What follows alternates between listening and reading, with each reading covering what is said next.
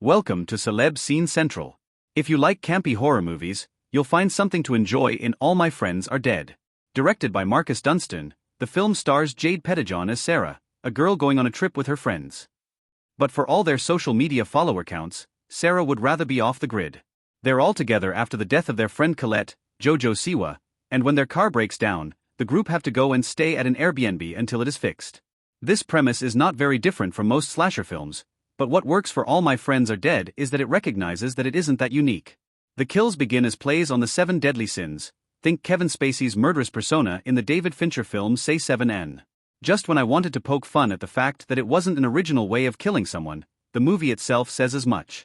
Shot with the energy of slasher films from the 80s but with the modern flair of iPhones playing a huge part of the story, the movie gives a new generation a way to look at slasher films. Horror as a genre can say a lot, and what All My Friends Are Dead is saying about social media and connectivity does get a bit lost by the end of the film, when all its secrets start to spill out. Sarah as a main character is not, however, this film's downfall. All My Friends Are Dead proves Pettijohn is a new horror darling. I loved Pettijohn since she starred in the Karen Kusama film Destroyer, but it was surprising to see how good she is at playing the send-up of a final girl. In our modern sensibilities, we can watch old slasher movies and spot them straight away. Even if we didn't know that Jamie Lee Curtis was the blueprint of them in Halloween, we now can watch that movie and see the makings of her final girl persona. From the moment we meet Pettijohn in the movie, she has that feel to her. You know through all of it that if anyone was going to make it out of this situation alive, it's her. And not in an oh this is obvious way or even in a spoiler way. She just is the only character we meet who has any kind of head on her shoulder.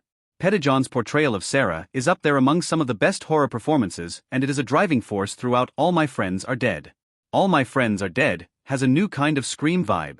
Maybe it is the social media addiction of these characters or just the way that Dunstan filmed it to make it feel like it was shot on an iPhone, but something about this movie feels like a new Scream-esque franchise. Whether this is a one-and-done slasher film or one with the potential for more is still up in the air by the film's end, but I do like the idea of continuing this story.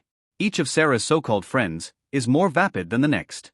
It doesn't make their deaths any less sad, but it is that sick sort of satisfaction that comes with slasher movies when you don't necessarily care for the people you're watching as they eventually meet their untimely demise.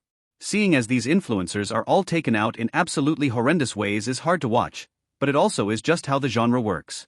I do wish we got to play more with the 7 deadly sins aspect of it all because they do admit to other killers doing that, and while we didn't see it happening in this movie, I wouldn't be mad if that branched off into a new kind of franchise for these characters. What I think is just so fun about All My Friends Are Dead as a slasher is that it doesn't take itself overly seriously. And it still manages a twist that will have you wanting more stories from this universe. So if you're in the mood for a good slasher flick that doesn't try and reinvent the genre, then All My Friends Are Dead is a perfect fit.